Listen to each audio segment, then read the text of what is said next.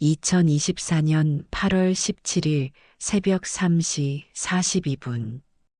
방콕 스쿠밋 거리의 네온 사인이 꺼져가는 시간. 북한 대사관 3층 집무실의 불빛만이 유독 밝게 타오르고 있었다. 김진혁, 44세, 북한 주태국 대사관 1등 서기관. 그의 손은 떨리고 있었다. 책상 서랍 깊숙이 숨겨둔 USB를 꺼내 쥔 손이 땀에 젖어 미끄러질 듯 했다. 동무, 아직도 야근이십니까? 복도에서 들려오는 목소리에 그의 심장이 멈춘 듯 했다. 보이부 김철호의 목소리였다. 네, 동무. 평양 본부에 보낼 보고서가 좀 밀려서요. 평온한 척 대답했지만 그의 등에는 식은 땀이 흐르고 있었다. 김철호의 발자국 소리가 멀어졌다. 하지만 김진혁은 알고 있었다. 이미 의심받고 있다는 것을. 3일 전 그가 대사관 금고에서 비밀 문서를 복사하는 것을 누군가 봤을지도 모른다. 아니, 확실히 봤다. 김철호의 그 날카로운 눈빛이 말해주고 있었다. 창밖을 내다봤다. 방콕의 밤은 여전히 화려했다. 자유로웠다. 하지만 그에게 허락된 자유는 이 건물 밖 500m까지였다. 감시와 통제 속에서 그는 20년간 충성스러운 외교관으로 살아왔다. 아니, 살아왔다고 착각했다. 진실은 달랐다. 그는 단 한 번도 자유롭게 숨 쉬어 본 적이 없었다. 그리고 지금 그의 손에 쥐어진 USB 속에는 북한 정권이 그토록 숨기고 싶어 하는 진실들이 담겨 있었다. 해외 비자금 계좌, 불법 무기 거래 증거, 그리고 3만 명이 넘는 정치범 수용소의 실체. 김진혁은 결심했다. 오늘 밤 탈출한다. 그런데 그는 몰랐다. 자신의 탈북이 단순히 한 사람의 도주가 아니라 국제적 추격전의 시작이 될 거라는 것을. 2024년 8월 20일 인천공항 VIP 전용 게이트. 김진혁은 대한민국 땅을 밟았다. 비행기에서 내리는 그의 발걸음은 무거웠다. 자유의 땅이라고 했지만 그에게는 최악의 감옥처럼 느껴졌다. 환영합니다. 김진혁 선생님. 국정원 차장이 직접 마중 나왔다. 카메라 플래시가 터졌다. 언론들이 몰려들었다. 김진혁 씨, 탈북 이유가 뭡니까? 가족은 북한에 있습니까? 북한 정권에 하고 싶은 말씀이. 그는 고개를 들 수 없었다. 서울 강남구 도곡동 안정가옥. 여기서 지내시면 됩니다. 필요한 건 말씀하세요. 넓은 아파트, 깨끗한 시트, 냉장고에 가득한 음식. 하지만 김진혁은 아무것도 먹을 수 없었다.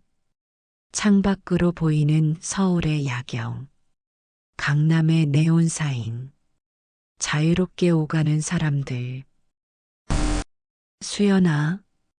그는 창가에 서서 중얼거렸다. 민지야. 아빠가 미안해. 핸드폰을 꺼냈다. 하지만 전화할 수 없었다. 북한으로 가는 회선은 없었다. 아니, 있어도 소용없었다. 그들은 이미 잡혀갔을 것이다.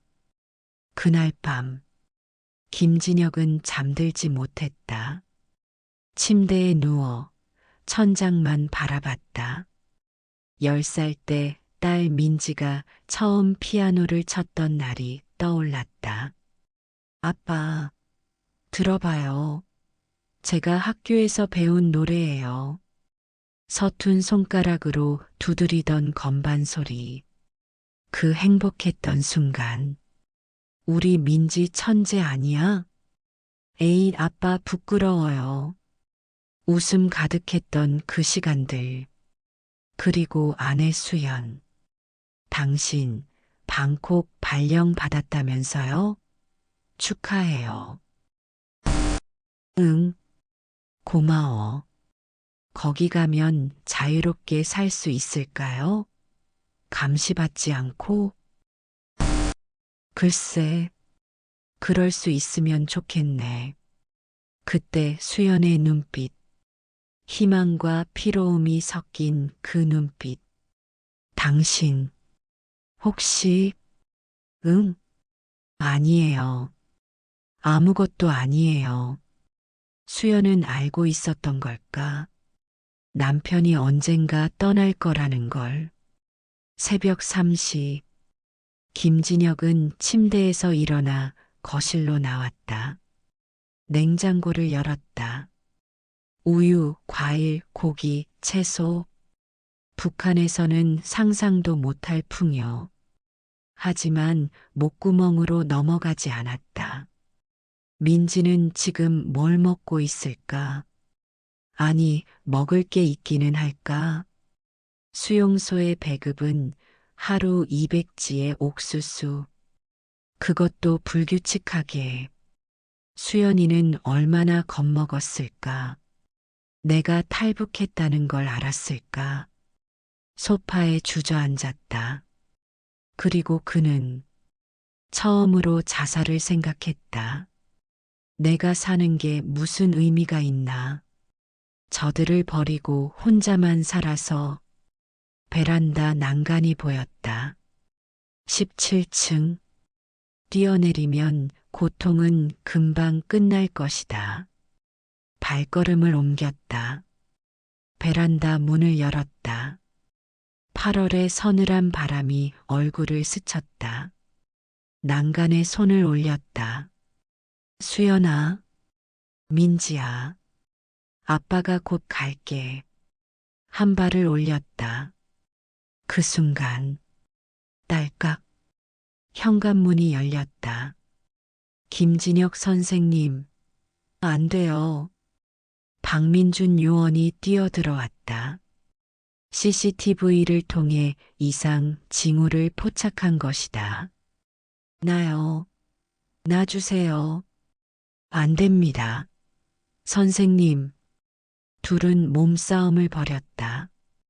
김진혁은 울부짖으며 저항했지만 결국 바닥에 주저앉았다.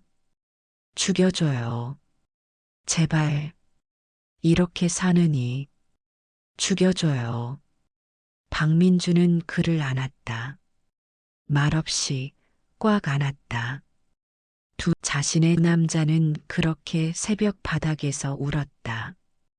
2024년 9월 5일 국정원 브리핑룸. 김진혁 선생님, 중요한 정보가 있습니다. 박민준이 태블릿을 건넸다. 이게 뭡니까? 화면에는 위성사진이 떠 있었다. 함경북도 어느 지역의 항공사진. 화성 15 수용소입니다. 3일 전 촬영된 사진이에요. 김진혁의 손이 떨렸다. 그리고 이건 내부정보원이 보내온 명단입니다. 스크롤을 내렸다. 수용소에 수감된 사람들의 명단. 그리고 그곳에 김수현, 김민지, 네, 생존해 있습니다. 김진혁의 눈에서 눈물이 쏟아졌다. 하지만 이번엔 다른 눈물이었다. 살아있어요. 살아있다고요? 네. 하지만 박민준이 말을 흐렸다. 하지만 상태가 좋지 않습니다. 자신의 강제 노동에 투입됐고 특히 따님이 민지가 어떻게 됐습니까? 영양실조로 쓰러졌다는 정보가 있습니다. 김진혁은 고개를 떨어뜨렸다. 하지만 희망이 있습니다. 희망이요? 박민준이 다른 파일을 열었다. 아퍼레이션 사일런트 돈. 비밀 구출 작전입니다. 구출? 수용소에서요? 네. 미국, 한국, 그리고 익명의 지원자들이 함께하는 작전이에요. 당신이 가져온 USB 속 정보 덕분에 가능해졌습니다. 김진혁은 화면을 뚫어져라 바라봤다. 그 정보에는 수용소 내부 도면, 경비 교대 시간, 그리고 북한 보위부의 비리 증거가 담겨 있었어요. 우리는 이걸 이용해 내부자를 포섭했습니다. 내부자요? 화성 15 수용소의 경비대장입니다. 그의 가족도 숙청 대상이었어요. 우리는 그에게 제안했습니다. 함께 탈출하자고. 김진혁은 믿을 수 없다는 표정이었다. 그게 정말 가능합니까? 쉽지 않습니다. 성공률 30%. 하지만 시도는 할 수 있어요. 언제입니까? 2주 후 9월 20일 새벽 2시 경비 교대 시간에 맞춰서요. 김진혁은 주먹을 불끈 쥐었다. 저도 갑니다. 안 됩니다. 너무 위험해요. 제 가족입니다. 제가 그들을 이 지옥에 밀어 넣었어요. 제가 데리고 나올 겁니다. 박민주는 고민했다. 그러다 고개를 끄덕였다. 알겠습니다. 하지만 훈련을 받아야 합니다. 2주간 강도 높게 뭐든 하겠습니다. 그날부터 김진혁의 지옥 훈련이 시작됐다.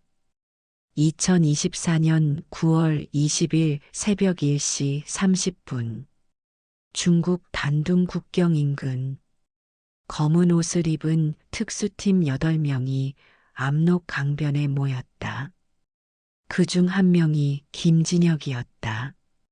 마지막으로 확인합니다. 아퍼레이션 사일런트 돈. 목표는 화성 15 수용소 여성 수용동 13번 막사. 대상은 김수현, 김민지. 작전 시간 1시간.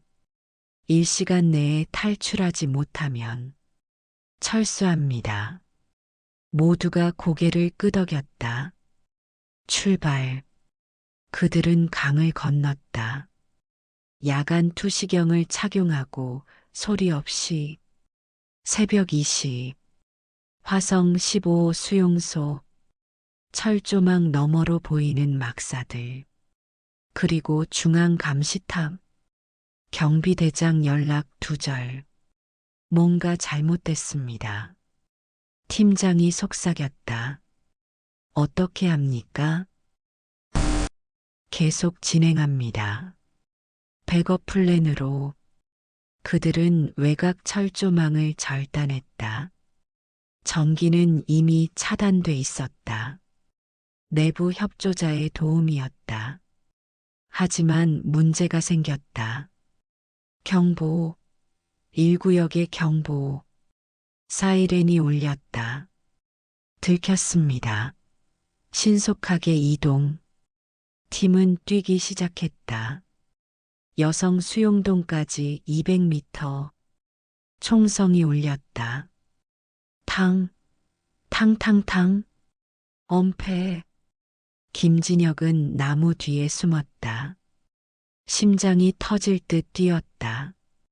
김진혁? 당신은 여기 남아요. 안 돼요. 제가 가야 명령입니다. 하지만 김진혁은 듣지 않았다. 그는 일어나서 뛰었다. 수용동을 향해, 가족을 향해. 총알이 그의 옆을 스쳐갔다. 귀가 먹먹해졌다. 하지만 멈추지 않았다. 13번 막사 문을 박차고 들어갔다.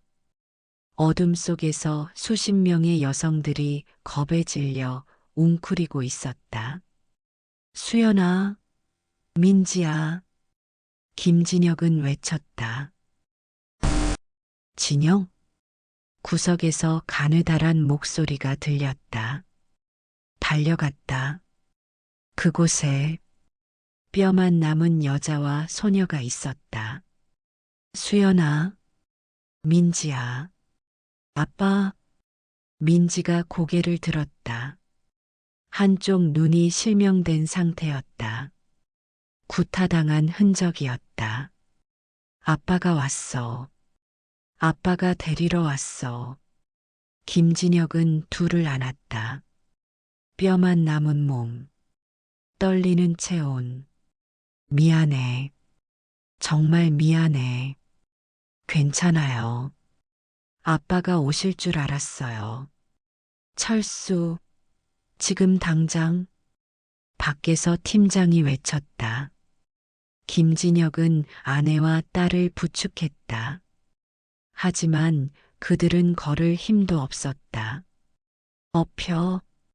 내가 업을게. 민지를 등에 업고 수연의 팔을 어깨에 걸쳤다. 그리고 뛰었다. 총알이 빗발쳤다. 하지만 그는 멈추지 않았다. 철조망까지 50m, 30m, 10m. 으악! 김진혁의 다리에 총알이 박혔다. 쓰러졌다. 아빠, 괜찮아. 괜찮아. 기어갔다. 피를 흘리며 한 발 한 발. 여기요. 여기. 팀원들이 달려와 그들을 끌어안았다. 철수, 철수. 2024년 9월 21일 오전 7시. 서울대병원 VIP 병동. 김진혁은 눈을 떴다. 하얀 천장, 소독약 냄새, 그리고 아빠. 옆 침대에 누워있는 민지가 미소 지었다.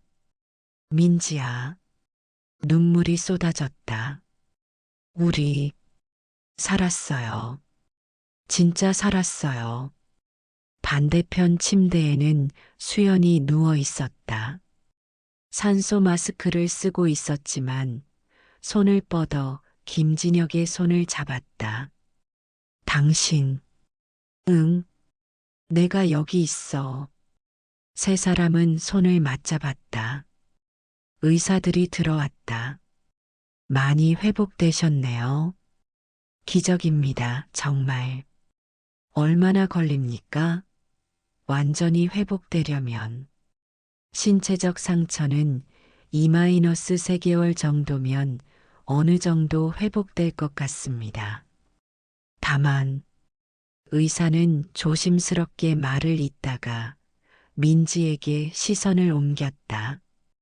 따님의 경우 영양실조가 심해서 신체 발달에 영향을 미칠 수 있고 왼쪽 눈의 경우 시력을 되찾을 수 있습니까? 전문의의 정확한 판단이 필요합니다. 하지만 현재로선 어렵다고 봅니다. 침묵이 흘렀다.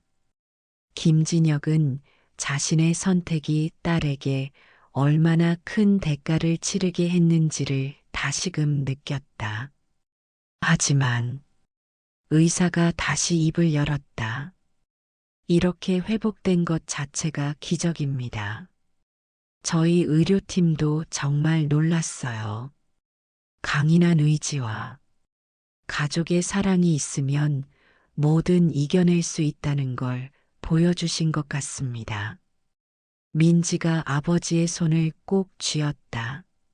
아빠, 저 괜찮아요. 저 아빠가 데리러 와줘서 엄마가 살아있어서 그것만으로도 충분해요. 수연이 고개를 끄덕였다. 우리 함께라면 뭐든 할 수 있어요. 10개월 후 2025년 7월 강남 도곡동의 다른 아파트. 이번엔 안정가옥이 아닌 그들만의 집. 거실의 피아노 앞에 민지가 앉아 있었다. 왼쪽 눈은 여전히 어두웠지만 오른쪽 눈으로 악보를 따라 건반을 두드렸다. 아빠, 이번엔 어떨까? 우리 민지 천재 아니야? 에이, 아빠 부끄러워요. 그 웃음소리. 17층 베란다에서 한 발 내딛던 남자가 들을 수 없었던 그 웃음소리가 이제 가득 채워졌다. 수연은 주방에서 밥을 차렸다. 여전히 약골이지만 그녀의 손은 더 이상 떨리지 않았다. 먹자. 세 사람은 식탁에 둘러앉았다. 아빠, 내일 학교 가요? 응. 민지는 학교 가고 싶어? 네. 엄마가 말씀하셨어요. 학교 가면 새로운 친구들을 사귈 수 있대요. 그럼 내일 아빠가 데려다 줄게. 밥을 먹으며 그들은 작은 이야기들을 나눴다. 어떤 이야기는 웃음으로, 어떤 이야기는 눈물로. 하지만 모든 이야기 속에는 삶에 대한 감사가 묻어났다.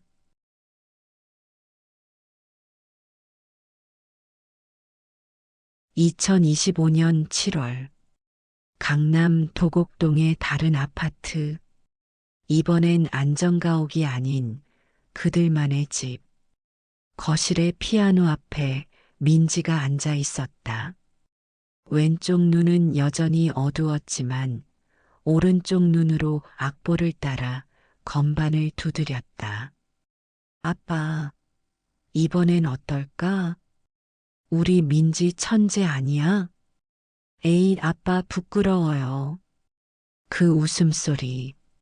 17층 베란다에서 한 발 내딛던 남자가 들을 수 없었던 그 웃음소리가 이제 가득 채워졌다. 수연은 주방에서 밥을 차렸다. 여전히 약골이지만 그녀의 손은 더 이상 떨리지 않았다. 먹자. 세 사람은 식탁에 둘러앉았다. 아빠, 내일 학교 가요? 응. 민지는 학교 가고 싶어? 네. 엄마가 말씀하셨어요. 학교 가면 새로운 친구들을 사귈 수 있대요. 그럼 내일 아빠가 데려다 줄게. 밥을 먹으며 그들은 작은 이야기들을 나눴다. 어떤 이야기는 웃음으로, 어떤 이야기는 눈물로. 하지만 모든 이야기 속에는 삶에 대한 감사가 묻어났다. 국정원 브리핑실. 같은 날 오후 2시. 박민주는 보고서를 정리하고 있었다. 아퍼레이션 사일런트 돔 마이너스 최종 보고서. 성공률 30%의 작전이었다. 하지만 기적이 일어났다. 지켜낸 것은 한 가족이었지만 그 의미는 훨씬 컸다. USB에 담긴 정보들은 국제사회에 공개되었다. 북한의 불법 비자금 계좌, 무기거래, 증거, 정치범 수용소의 실체. 유엔은 북한에 대한 제재를 강화했다. 국제형사재판소는 수용소 관계자들에 대한 체포영장을 발부했다. 김진혁의 선택이 한 가족의 도주를 넘어 국제적 차원의 변화를 만든 것이다. 핸드폰이 울렸다. 박민준이 받았다. 안녕하세요. 네. 저 박민준입니다. 아, 그렇습니까? 네, 좋습니다. 감사합니다. 통화를 끝낸 박민준의 입가에는 미소가 떠올랐다. 그것은 임무 완수의 기쁨이 아니라 한 가족이 살아났다는 것에 대한 순수한 기쁨이었다. 에필로그 2025년 12월 서울 강남의 골목길 김진혁은 손에 책가방을 들고 있었다. 옆에는 수연이 팔짱을 끼고 걸어가고 있었다. 따르릉 학교 종이 울렸다. 문이 열리고 수십 명의 아이들이 나왔다. 그 중에서 한 여자아이가 뛰어나왔다. 아빠, 엄마, 팔을 벌리고 달려오는 민지. 김진혁은 그녀를 안았다. 민지야, 아빠, 오늘 과학 시간에 정말 재미있었어. 선생님이 별들에 대해 설명해 주셨는데, 아이의 밝은 목소리, 미래를 향한 꿈을 말하는 목소리.